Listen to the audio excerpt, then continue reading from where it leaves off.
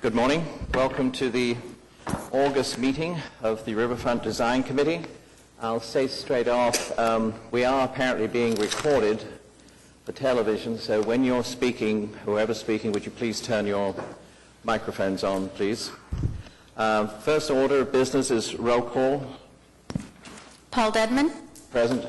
Anthony Black. Here. Kenneth Dennis. Here. Brian Doherty. John Joyce. Here. Don Kasperite. Richie Splitt. Here. Terry Taylor. David Yost. You have a quorum. Thank you very much. Next order of business is the approval of the minutes of our last meeting, which was July the 5th of this year. The minutes were in your packet. Anyone have any questions, comments, changes? Otherwise, we'll entertain a motion for approval. Moved by Mr. Yost. Second. Seconded by Mr. Doherty. All those in favor? Aye. Motion carries. Thank you. Next item, cases withdrawn. There are none. Next item, consent docket. There are no items. Next item, continuance requests. There are none. Item 6, cases for individual consideration. Case number SRCA-13-00020 at 725 South Lincoln Boulevard. Aubrey? This is a MAPS project. It's in the Regatta District, and this is to install some timing towers along the river. It's also going to be constructing a storage building on the south side of the river, and this project also needs a variance to access and parking requirements. Thank you.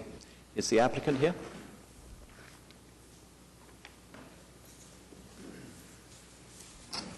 Good morning. Good morning. Tim Johnson with Johnson Associates and Jim Hassenbach with Studio Architecture, who's our architect on this project. We are working on behalf of the MAPS 3 River Phase 2 project, which has a lot of improvements that are going to be underwater as well as above water. Obviously, today we're here to talk about our improvements that are above the water that you guys are purview to the review and approval of. As Aubrey mentioned, we've got some starting towers. I'm going to show you, or let Jim show you some exhibits on that. And then over time, the project, although the initial project for MAPS Phase 2 river improvements did not include a storage building, it's been determined that we want to add that into our bid. So we've included in this project a storage building, as you can see the little red square on the project. It'll be hidden behind some trees. It'll be accessed through the trail system, and that's why we're asking for the waiver on the parking requirements, because it's the same people that are working there today are the same people that are going to be taking access to this building. It's just a building that will allow protection of the multi-million dollars worth of equipment that we're purchasing as part of this project. The project also includes, just for your general knowledge, some floating docks and things that are being bid separately, but those will be taken in and out of the water pursuant to the type of race that's being done. Generally speaking,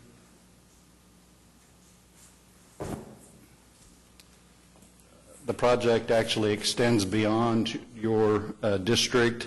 Your district, I think, stops at I-35, but we have a total of 6 towers. They all look the same, and they're placed at the various meter marks, 200, 500, 1,000, 1,500, and 2,000, that are respectively part of the race systems as they do the various races, kayak and longboats. So they move the gates up and down the river, starting gates. The towers are for the judging and the timing. There'll be cameras included in the design, both video feeds to the finish line tower, which will transmit then to ESPN or whoever's monitoring these races, or even local. So we have power to each tower. We have inside the tower, there will be housing the compressors that are used for the starting gates, and so they're going to be hidden inside the tower now instead of being moved every time they do a race. And so it just creates a much better venue. As you know, this is a very highly ranked venue in the U.S. This is just going to make it even better. And so the Boathouse District operators that run the races are very pleased that this project's coming along, and obviously we seek your approval, I'm going to let Jim kind of explain the towers and their design and their location.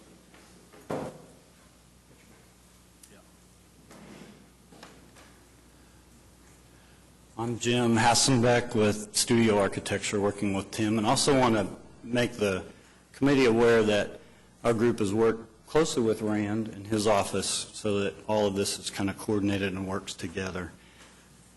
The actual towers look something like this.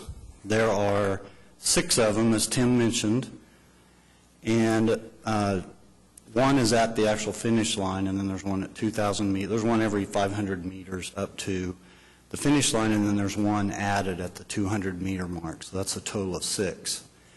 It's basically a round cylindrical tube with a cantilevered deck for a person to sit and look down each of the starting lines. So it's a triangular platform cantilevered up off the ground off of this round tube that the point lines up with that starting line.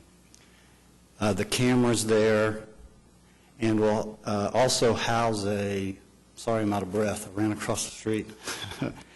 It will also house a compressor in the base of the tower to operate the starting gates.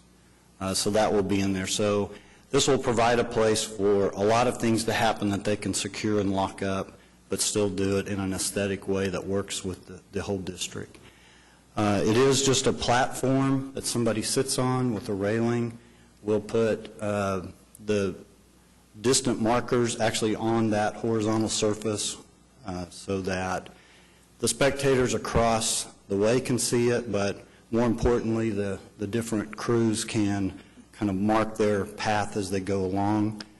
The camera is located in the top portion, and the idea of the camera location is to be able to track the race in its entirety now, and they'll be able to put that up on a video board so spectators can watch start to finish, and they'll be able to transfer camera to camera so you can actually see the entire race now. I think the other challenge with this was to locate these close to the bank and try to cantilever them over so that we could keep a pathway along the edge of the river as much as possible so that either the coaches or a camera or somebody on grade can follow. And I don't know if you've seen the races on TV, but they kind of, you see the guys riding the bicycles along the edge, so we're trying to maintain a pathway. So to come up with a structure that touches the ground lightly and keeps that pathway as wide as we can was also part of the issue. And then there's an upper canopy we've located to add some shade for the person sitting there all day on the river. I'd be glad to answer any questions about this, and then we can talk a little bit about the storage building. Anyone have any questions?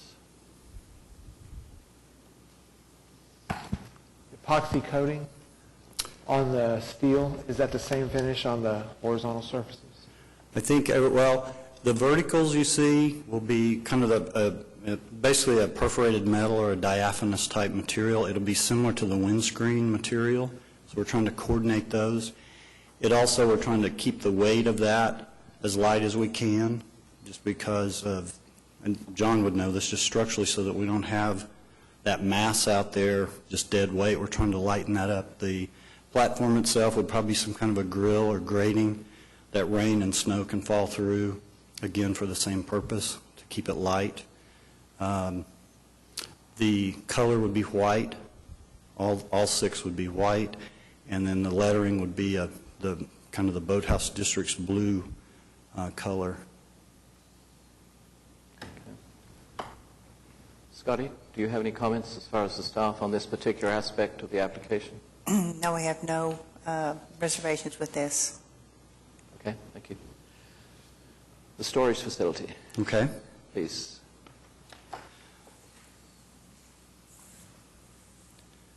The storage facility is a very simple structure with a sloped roof in one direction, again to pick a little bit up on the architecture in the district. It's a rectangle. It's sized so that these starting gates can be assembled, disassembled, worked on, stored. A lot of that happens. There's a small office with a one-hole restroom also located in the building.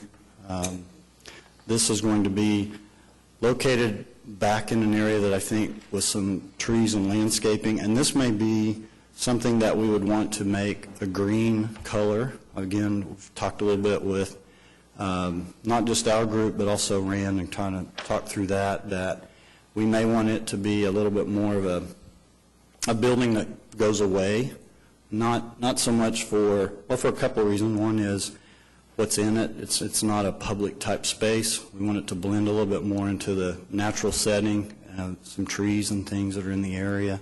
So we're thinking more of a tree colored green, not a bright or a hot green, but a deep, rich foliage type green.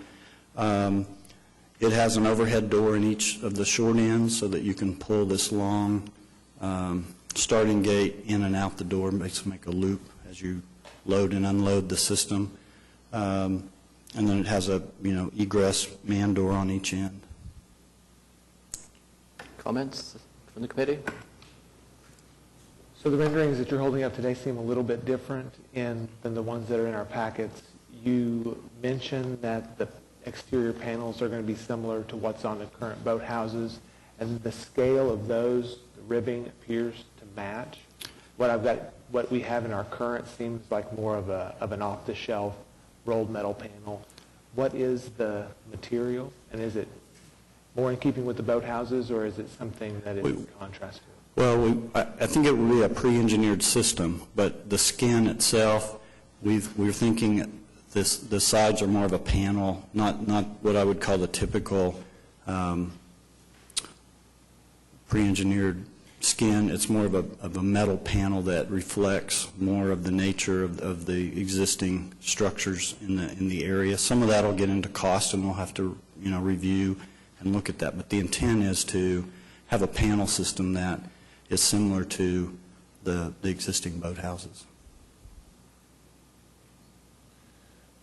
So I guess the question is, if it's the panel systems that are on the boathouses, then that's perfect. And I think that's exactly what we've done in the past and the precedents that have been set. If it gets into that 12 to 16-inch range panel and anything with ribs or exposed fasteners, right, then it starts to deviate.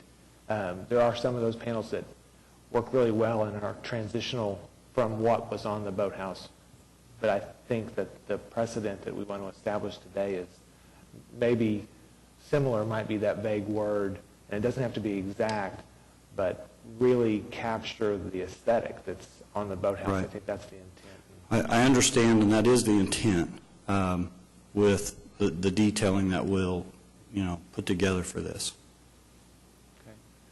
Okay. Make sure you understand it doesn't have a gable roofs, which a lot of pre-engineered buildings do. I think when you say pre-engineered, that kind of pops into your mind first. This has a single sloping roof. It's got a shorter eave height on one side and a higher eave height on the other. So it's a single slope shed type form, which I think is a little more dynamic and a little more keeping with the district.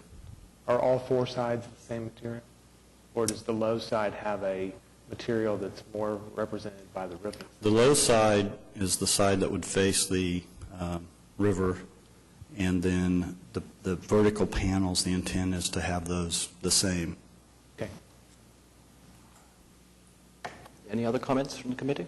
Brian? I'm just glad to see that the storage building's being considered. Ron Norick and I serve on the MAPS 3 Citizens Oversight for the River, and this has been a concern all the way through, is about the expense of all the equipment and where they were going to get, and it's just large. It's just awkward, big equipment that they need to. And I think the solution they have now, where it is and all, probably is as good as it's going to get, because it's been kind of, everybody's fear was we were going to have all this equipment and the storage building was going to keep getting pushed away, and then we were going to lose them in floods and different things like that. So I think I think it's been well thought out. It appears from all of our discussion. So. Okay, thank you. Any other comments? Scotty, do you have any comments from the city? No, we recommend this with the condition that they get a variance to the hard surface access and to the parking. But if you would like to also include a consideration that the panel width match that or close to what is on the existing boathouses, we would approve that also. Did you have some? I just wanted to add one thing, if you've been along the south side of the river, the location of this building will be where the storage area is now. And if I asked you where the storage is now, you probably wouldn't know where it's at. It's behind a grove of cedars.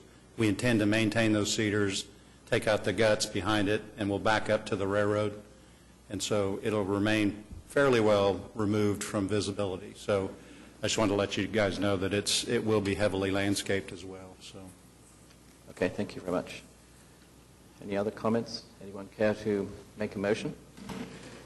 I'd like to make a motion for approval contingent that the exterior skin be similar or be same in appearance, scale, and performance, a system that's equivalent to what is on the existing boathouses.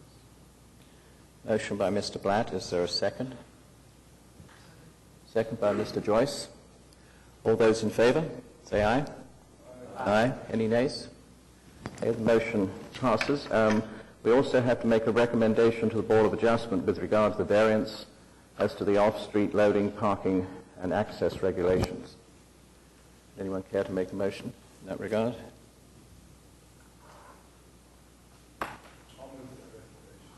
And I'll second. Okay, moved by Mr. Yost, seconded by Mr. Blatt. All those in favor? Aye. All those against? There are none. Thank you. Thank you very much. Thank you all. Next item on the agenda, we have other business. There are none. Item 8, communications. Item A, presentations. We have a presentation by Mr. Rand Elliott with regard to the whitewater rafting facility. Good morning, sir. Good morning. Mike Mays is here with me today. He's the project architect on the whitewater facility. And if gunfire breaks out, I'm going to step behind Mike. He's here to protect me, to make sure that everything is okay. So, good morning. Remember that. Thank you. Thank you, Paul. We appreciate the opportunity to be here with you today. We're very excited about the whitewater facility. It's been terrific working with with Tim and Jim Hassenbeck as well. And it's been just a really nice thing to see all of this come together.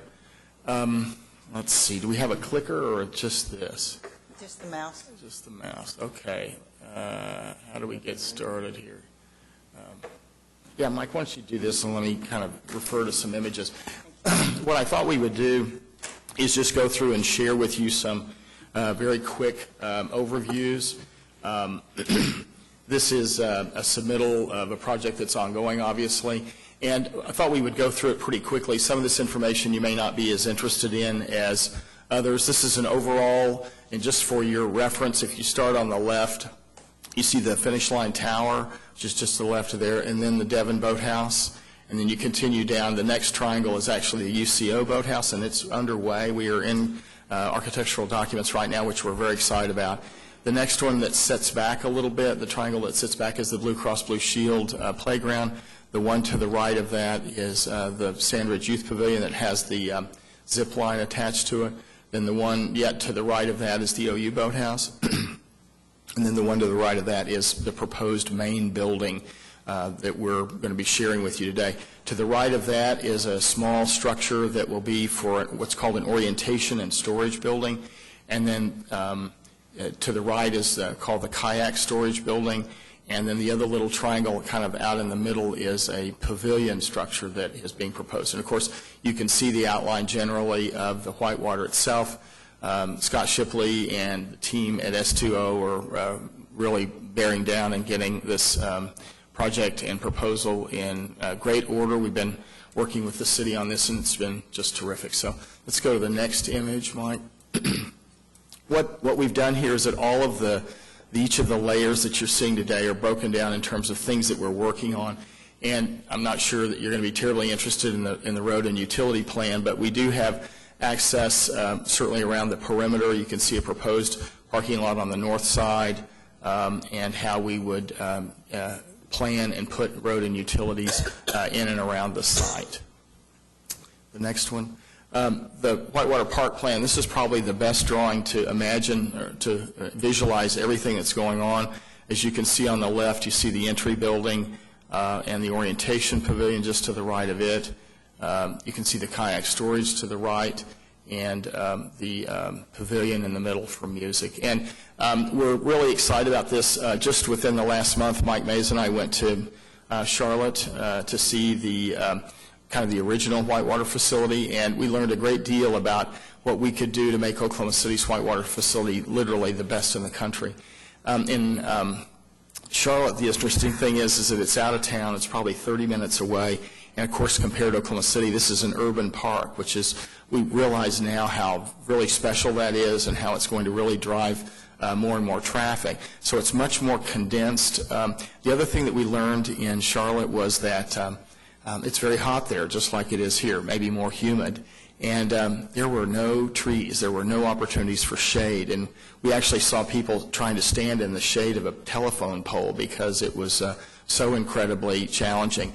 And so if you look at this plan, you see trees and then an open space, and you see trees and an open space and so forth. And that's a plan that we've done purposefully so that you can have an opportunity to get in the shade and then to go out and enjoy the sunshine and find another opportunity of shade. So that's been a very important piece of the puzzle. On the north side of the site, we have done one other very exciting and very fresh and new idea, and that is that we learned in Charlotte that food service and beverage is a big deal. It's an important revenue generator and so forth. And we don't have enough room on our site to do a series of restaurants. And so our proposal is to do two areas where we would have food service trucks to park and be there. And what we think is so exciting about this is that it's simply a curb cut. We could have as many as 8 trucks there. And so imagine kind of 8 new restaurants or options that we could have on any ongoing day. It just provides marvelous variation and variety for the project. So we think that's really great. We have an island kind of out in the middle that Mike is pointing to right now. Fabulous kind of spectator area that has the opportunity to look at both the competition course as well as the recreation course.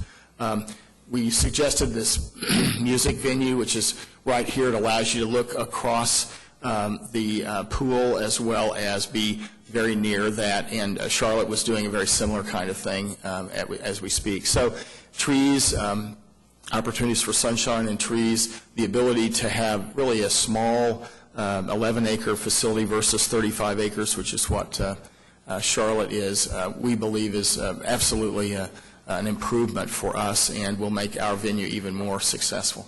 Let's go to the next image. Sure, happy to.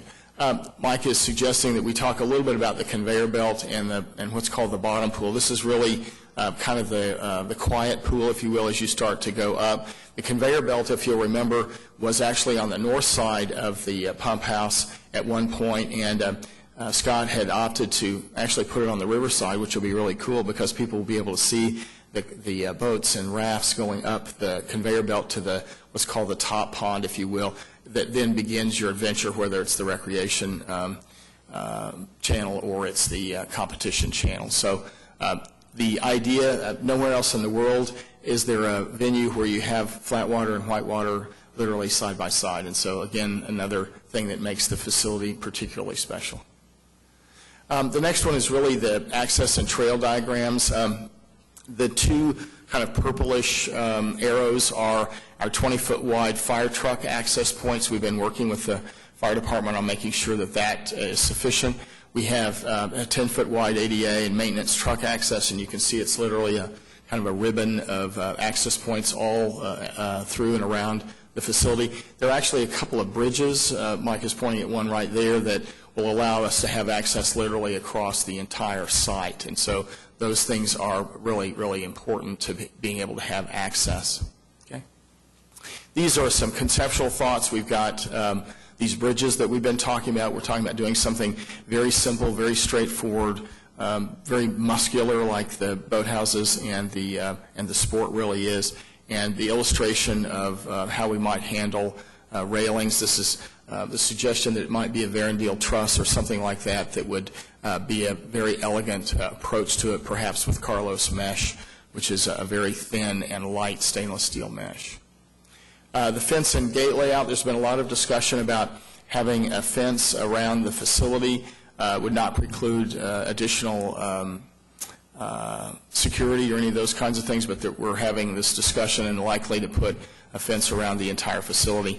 One of the things that we're hoping to do is to have plantings and that sort of thing along the fence line, so it doesn't look like it's some sort of a yard, if you will.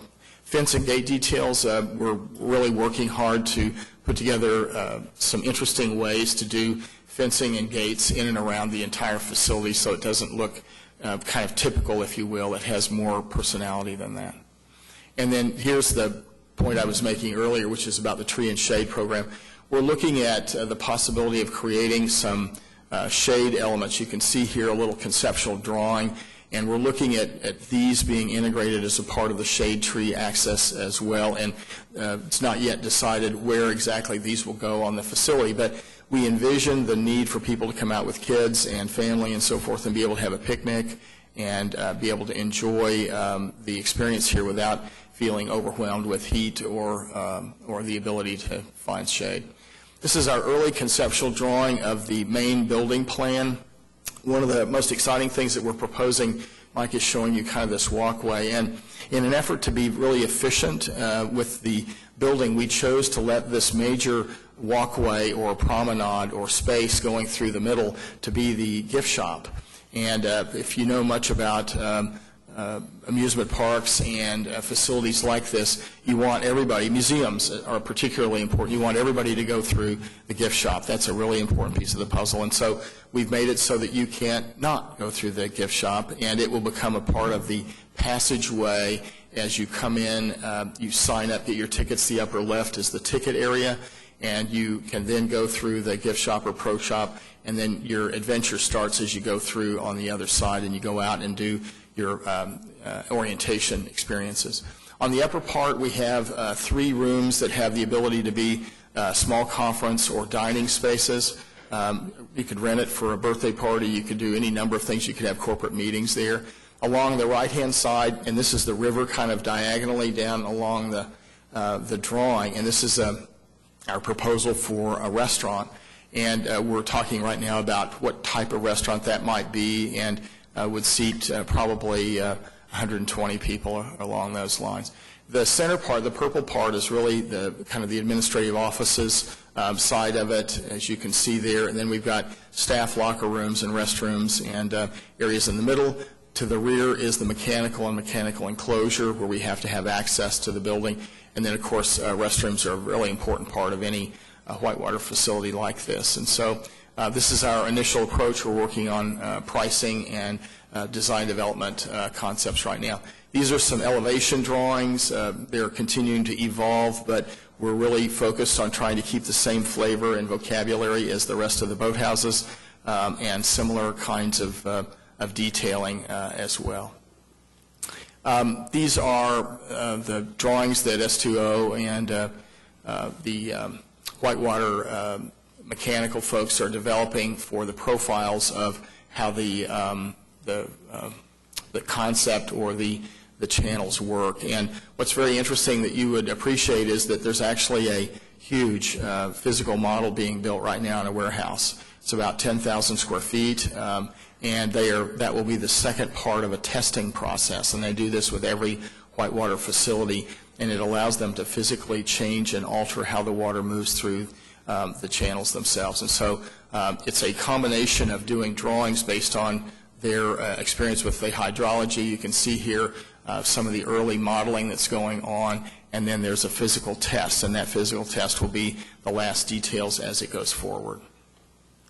And then you can see some of the ongoing coordination that we're doing, the utilities, this notion about future expansion, site boundaries and constraints all around the utilities and so forth. The land acquisition process continues. It's moving along nicely. Structural issues for the pump structure and so forth, that's also being discussed. The trails, subsurface geothermal, floodway coordination, all those things are going on as we speak. And you can see that we're working right now on updating the construction cost estimating. We're literally in the middle of that as we speak. We're looking at guidelines. We're working with the Department of Labor, among other things. And so in August, our preliminary report is due. So this is the same drawing that you saw earlier, but it's probably the best one to refer to in terms of the general concept of the project. And I'm happy to answer any questions, and certainly Mike can as well. Thank you very much. Thank you, Paul.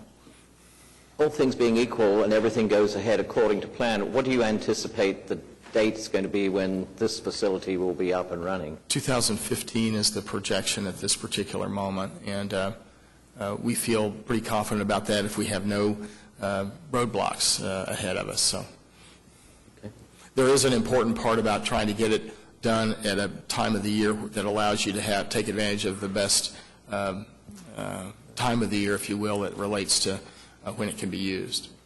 And all these, like on this one, all these wonderful trees, I mean, they're not going to grow overnight, obviously. I mean, what Paul, sort of trees do you put in there? You bet. It's a great thing. And I've had conversations with Brian off and on about trees in general in the Boathouse District as well, and they will be a really important piece of the puzzle for us, and they will be appropriate trees to be selected so that they live well in Oklahoma.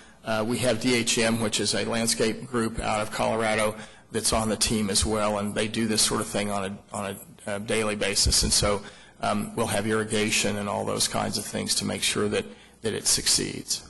But going back to your earlier point that Charlotte doesn't have trees, I mean, obviously you don't put in full-grown trees, I guess, do you, Brian? I don't know.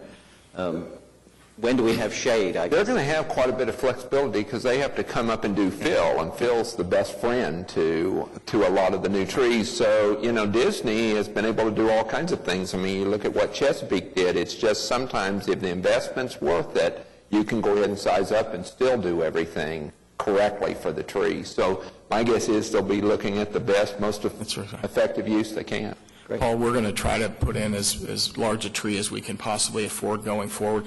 I've had the pleasure of working with Brian on several other occasions, and he's taught me that, it's called sleeps, creeps, leaps. And the idea is simply that you start out with a 2.5 or 3 inch tree, and in a 3-year period of time, the thing just doubles in size.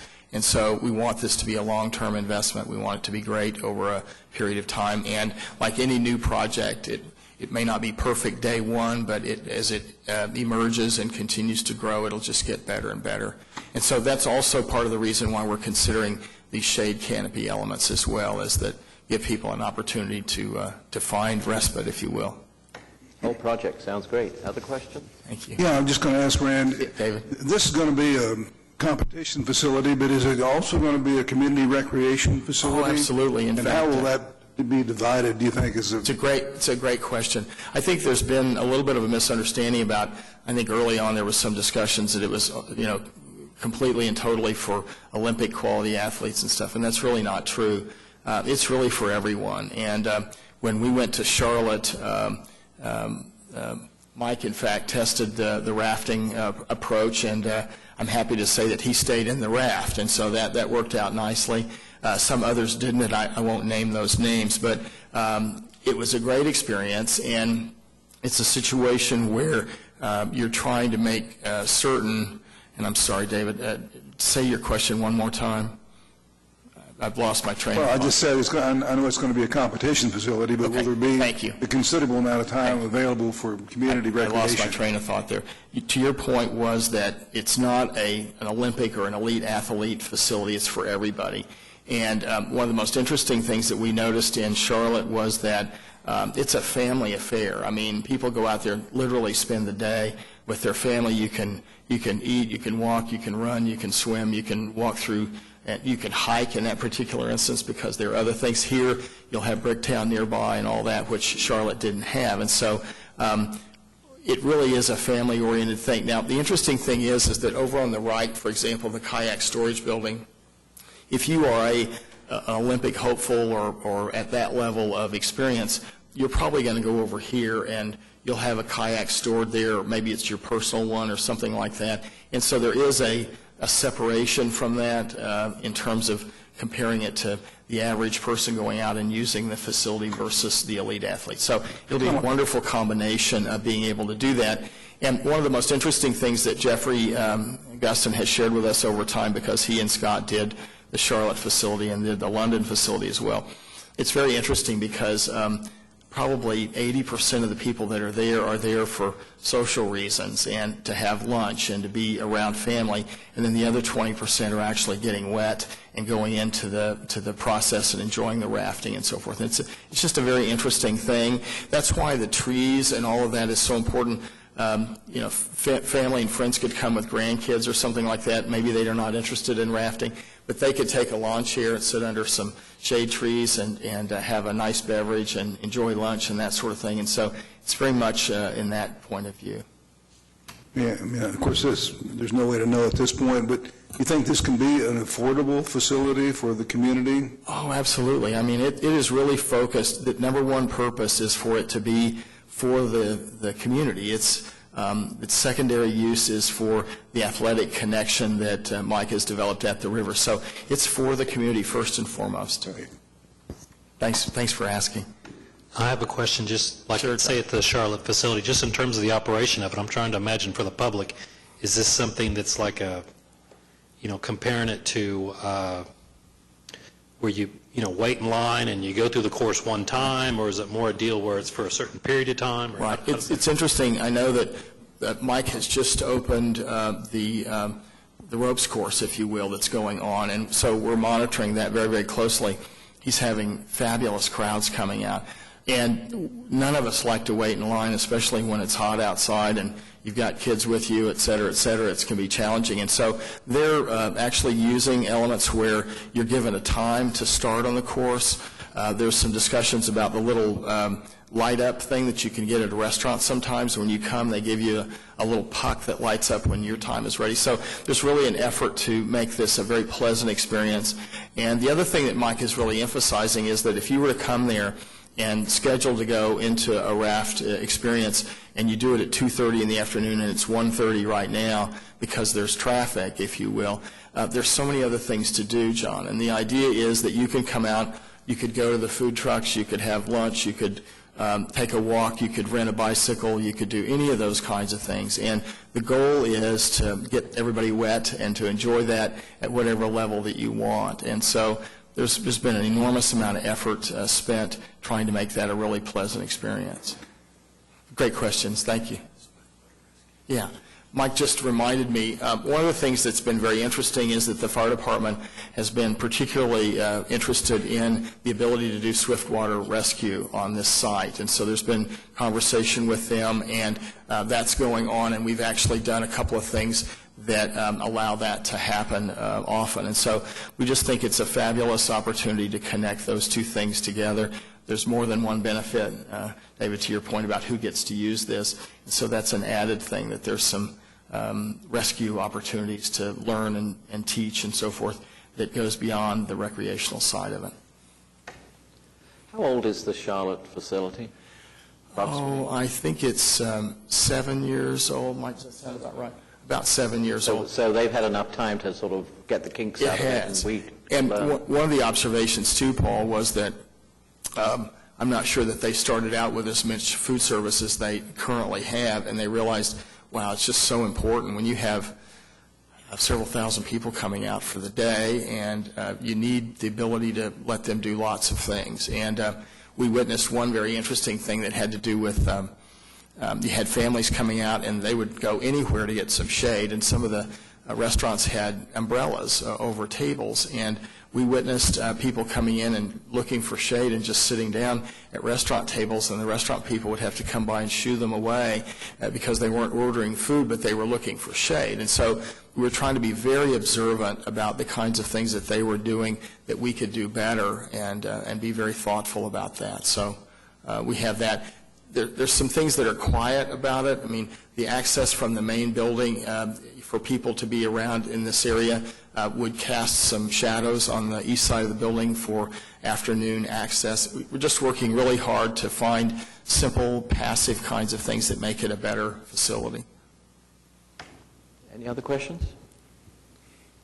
It sounds like a wonderful project. Thank you. It will be.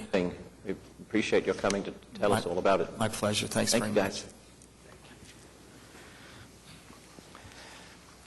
Next item on our agenda is item 8B, Administrative Approval Report. There are two items there, SRCA-130017 at 904 South Pennsylvania Avenue and SRCA-130018 at 700 Southeast 6th Street. Does anyone have any comments on those?